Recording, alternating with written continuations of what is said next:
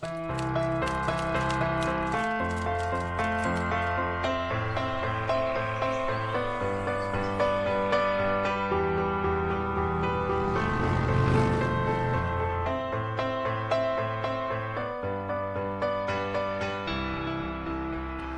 this is Jeff Zeig, 2018, with another 5-minute tips for therapists.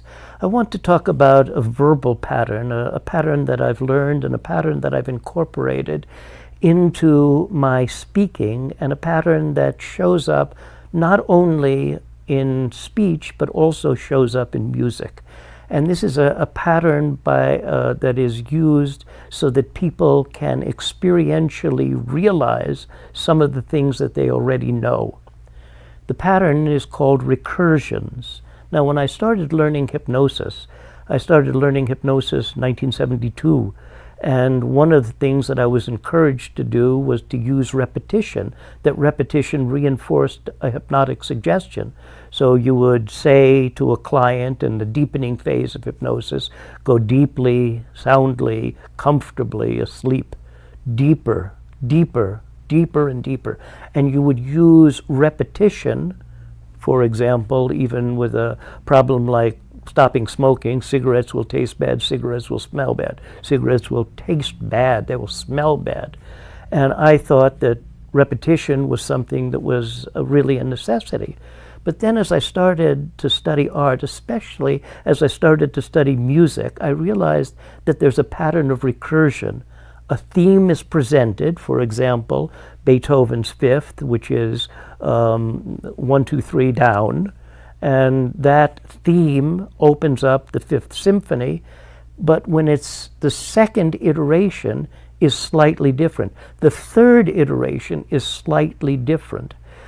Those of you who know to play music, if you're playing a tune on the piano, there's a theme, and then you repeat the theme, but when you repeat the theme, perhaps the second time, perhaps the third time, there's a slight variation. Now, these recursions are used by professional speakers. Bill Clinton, President Clinton, is one of the most artful speakers that I've ever seen.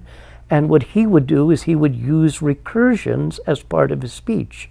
So perhaps he's talking to a group and he says, what we need to do is we need to understand how to make our economy work on sound principles. We need to know what we will do that is based in the research in fiscal policy. We need to understand how the economic principles that guide us are the principles that move our economy. Now, basically, I just said the same thing 3 times, but with slightly different iterations. And not only is this effective, it's also charming. People get a little bit mesmerized, and they have a better way of incorporating the concept that it is that you're talking about. So, for example, if I was doing hypnosis and I wasn't suggesting somebody to be relaxed, because I don't think relaxation is a necessity or a foundation of hypnosis, but maybe I was talking about a sensation of comfort. I might say to a client, you can go inside. As you go inside, as you grow inside, there can be a sensation of ease, a sensation of being at peace with yourself, a feeling of well-being, a realization of comfort. Now, basically, I'm using this pattern of recursions.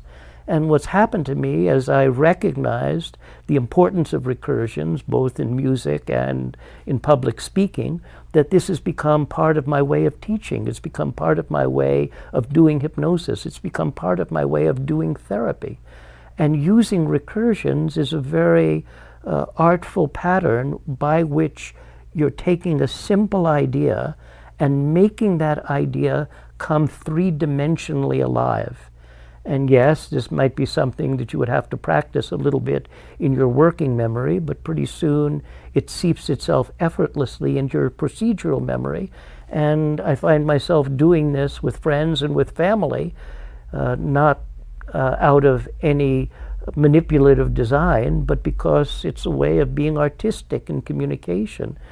It's a way of communicating with expressive joy and helping people to feel that I'm more involved and more attentive in the process of communicating with them. So therapy tip, 5-minute tip for therapists: think about recursions, practice recursions, understand how recursions can be beneficial in any form of human communication. This is Jeff Zeig, Phoenix, Arizona, at the offices of the Milton Erickson Foundation. Thank you.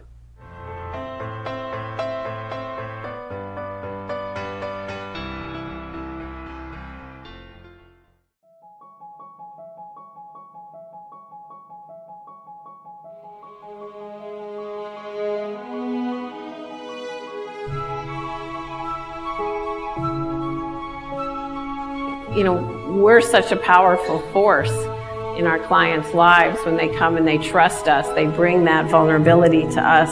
And then can we hold that hope at a time when they can't? Can we know how to create the direction for them when they can't?